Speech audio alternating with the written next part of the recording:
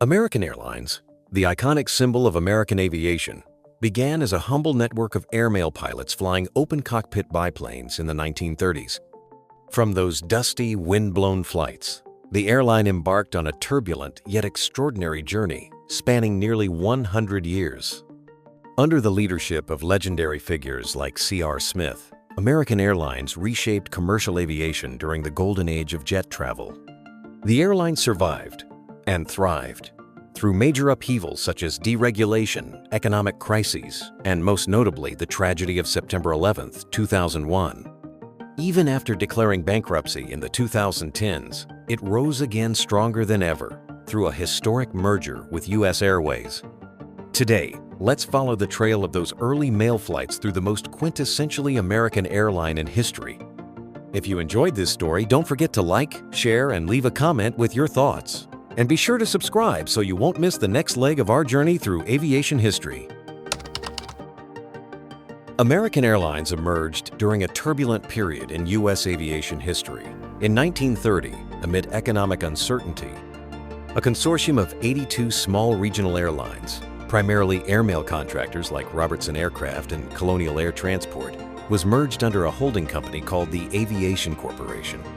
This consolidation formed American Airways, which, by 1933, operated routes to 72 U.S. cities, primarily transporting mail and a small number of pioneering passengers. A transformative shift occurred in 1934 when a scandal over federal airmail contracts prompted new government regulations that forced airlines to restructure.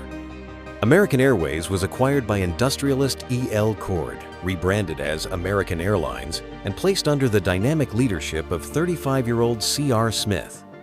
A former accountant from Texas with a passion for aviation, Smith brought a bold, human-centered leadership style. He was known for direct communication, personal engagement with employees, and an unwavering focus on customer trust. His 1934 campaign, Afraid to Fly, broke convention by directly addressing safety fears, helping to normalize flying as a viable form of travel. C.R. Smith's pivotal contribution came in 1935 when he convinced aircraft manufacturer Donald Douglas to build a revolutionary new airliner. Over a single overnight phone call, Smith pledged to purchase 20 untested Douglas sleeper transports, a leap of faith that led to the creation of the iconic Douglas DC-3. Introduced in 1936, the Douglas DC-3 became a game-changer, allowing American Airlines to turn a profit from passenger fares alone without relying on government mail subsidies. The aircraft featured sleeper berths and unprecedented reliability, enabling overnight transcontinental service between New York and Los Angeles. American branded these aircraft as flagships, symbolizing luxury and trust. Innovation extended beyond the air. Around 1939, Smith established the world's first members-only airport lounge, the Admirals Club at New York's LaGuardia Airport.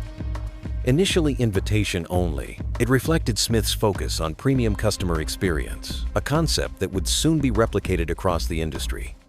American's strategic partnership with New York Mayor Fiorello LaGuardia also ensured it had a central presence at the city's new, modern airfield, cementing its dominance in the Northeast. By the close of the 1930s, American Airlines had evolved into one of the most forward-looking carriers in the United States. With a modern fleet, a pioneering approach to service, and a strong national presence, it had established itself as a flagship airline in both branding and substance. Entering the 1940s under the slogan, "The Flagship Airline," American stood poised to shape the golden era of commercial aviation. When World War II broke out, many civilian pilots and aircraft were mobilized to serve the military. C.R. Smith, CEO of American Airlines, left his leadership post to join the U.S. Air Transport Command with the rank of Brigadier General. Back home, American played a vital role in transporting troops and cargo, operating its Douglas DC-3 fleet efficiently in support of the war effort. By the end of the war, the airline had built a solid foundation of skilled personnel, advanced technology, and valuable experience ready for a new era of growth. In 1945, American acquired American Export Airlines and launched flights to Europe under the new name American Overseas Airways. However, Due to pressure from Pan Am and regulatory hurdles, the airline was forced to exit the transatlantic market by 1950. Shifting its focus, American expanded operations in Latin America and helped develop airport infrastructure across the region.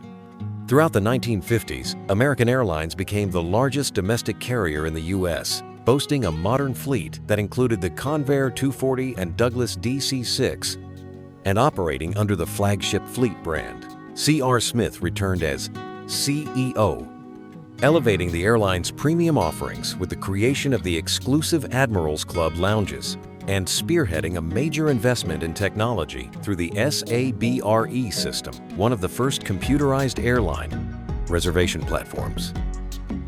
In 1959, American introduced the Boeing 707 on transcontinental routes, officially entering the jet age.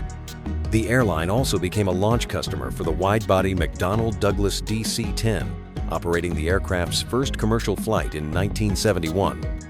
With a full jet fleet, cutting-edge technology, and the iconic AA Eagle logo introduced in 1967, American Airlines entered the 1970s on strong footing, ready to take on the fierce competition of the post-deregulation era. In 1978, the U.S. airline industry was officially deregulated, opening the skies to competition. For American Airlines, this was both an opportunity and a challenge, expanding its market while fending off low-cost rivals. In 1979, the company moved its headquarters to Fort Worth, Texas, and under CEO Bob Crandall, launched a hub-and-spoke strategy, establishing key hubs at Dallas, Fort Worth, and Chicago O'Hare, 6. By 1982, American resumed flights to Europe with a direct route to London, its first return to the continent in decades. Bob Crandall quickly gained a reputation as a visionary and tough-minded leader. In 1981, he introduced AAdvantage, the industry's first frequent flyer program, setting the standard for today's mileage-based loyalty systems. He also heavily invested in the SABRE system and pioneered revenue management through dynamic pricing. His famous olive story, removing one olive from each in-flight salad to save $40,000 annually, epitomized cost control in the 1980s. American continued to grow rapidly, acquiring AirCal in 1987 and establishing new hubs in Raleigh, Durham, and Nashville, though some hubs were later shuttered due to inefficiency. This aggressive expansion helped the airline maintain market share in an increasingly cutthroat industry, where over 150 U.S. carriers failed post-deregulation. The 1990s marked a new phase of dominance. In 1990, American acquired Eastern Airlines' Latin American network, turning Miami into a gateway to the Caribbean and South America. In 1991, it gained access to London Heathrow after buying landing slots from TWA. The airline also became the launch customer for the Boeing 777, placing a landmark order in 1996. In 1999, American co-founded the global airline alliance One World with British Airways, Qantas, and Cathay Pacific, significantly expanding its global reach. By the turn of the millennium, American Airlines had become the largest airline in the world and a global symbol of commercial aviation. As it entered the 2000s, American Airlines continued expanding through mergers. In April 2001, the airline acquired the bankrupt TWA, a once legendary carrier, temporarily becoming the world's largest airline and adding a hub in St. Louis. But just months later, the U.S. was rocked by the September 11, 2001 terrorist attacks. Two of the four hijacked planes, Flights 11 and 77, belonged to American, resulting in devastating loss of life and severe damage to the airline's reputation.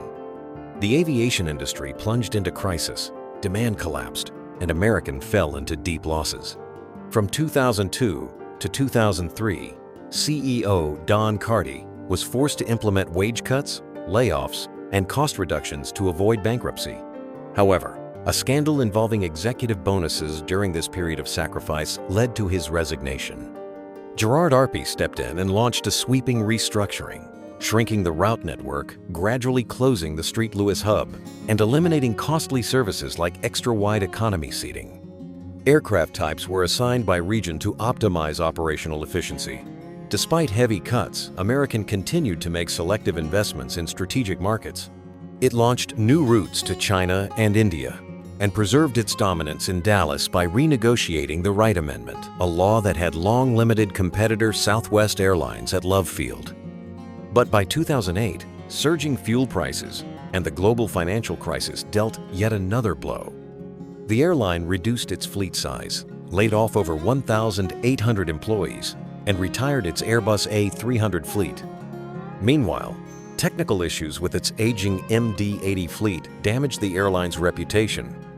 One major incident occurred in 2008 when thousands of flights were canceled after the FAA found wiring violations.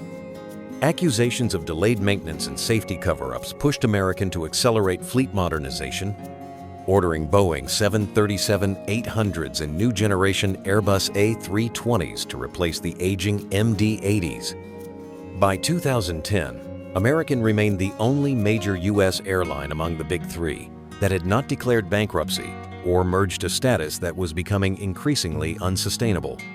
In November 2011, parent company AMR officially filed for Chapter 11 bankruptcy due to high debt, excessive labor costs, and a shrinking competitive edge. To survive, American cut more routes and fleet capacity. By late 2012, under pressure from creditors and labor unions, the airline began exploring merger options, and U.S. Airways soon emerged as the leading candidate. After completing its merger with U.S. Airways in 2013, American Airlines began the complex task of integrating its operations. The U.S. Airways brand officially disappeared in 2015, and American unveiled a new visual identity featuring a stylized flag on the aircraft tail marking the start of its post-bankruptcy era. The airline restructured its route network, cutting underperforming routes, particularly in Asia, and expanding its European footprint via its Philadelphia hub. Its international presence was further strengthened through the One World Alliance, working closely with British Airways, Japan Airlines, and Qantas. American made major investments in its fleet. In 2011, it placed a record-breaking order for 460 new aircraft from Boeing and Airbus, the largest order in aviation history at the time. By 2020, the airline had streamlined its fleet to 4 core types: Boeing 737, Airbus A320, Boeing 777, and Boeing 787, and operated one of the youngest fleets in the U.S. From 2013 to 2019, American remained profitable thanks to falling fuel prices and rising travel demand. However, it continued to carry significant debt and faced operational challenges, particularly in the summer of 2019, which saw major disruptions due to the Boeing 737 MAX grounding, labor disputes, and adverse weather. In 2020, COVID-19 delivered a massive blow to the entire industry. American lost over 90% of its passengers, slashed thousands of jobs, and shut down numerous routes. The airline posted a record loss of nearly $9 billion that year. Still, aggressive cost-cutting and fleet reductions helped preserve its long-term recovery potential. In 2022, longtime CEO Doug Parker retired, handing the reins to Robert Isom. Around the same time, American became entangled in an antitrust lawsuit over its Northeast Alliance, NEA, with JetBlue. A court ruling in 2023 ordered the alliance to be dissolved. By the mid-2020s, American remains one of the Big Three U.S. supercarriers, serving over 350 global destinations, with tens of millions of AAdvantage members and a leading role in the One World Alliance. From humble airmail flights to international mega routes, American Airlines has navigated nearly 100 years of turbulence and transformation, mirroring the ever-changing nature and resilience of global aviation itself. As American Airlines approaches its 100th year in the sky, its story reads like the very history of commercial aviation itself, forged in innovation, tested by crisis, and driven by relentless reinvention. From the dust-choked runways of the 1930s to today's global network spanning 6 continents, American has not merely endured the challenges of a volatile industry, it has shaped them. Its legacy is one of scale and substance. The first to fly the Douglas DC-3 profitably, the pioneer of frequent flyer programs, the architect of modern yield management, And through mergers, bankruptcies, and global upheaval, it remains a constant, a carrier synonymous with both American ambition and resilience.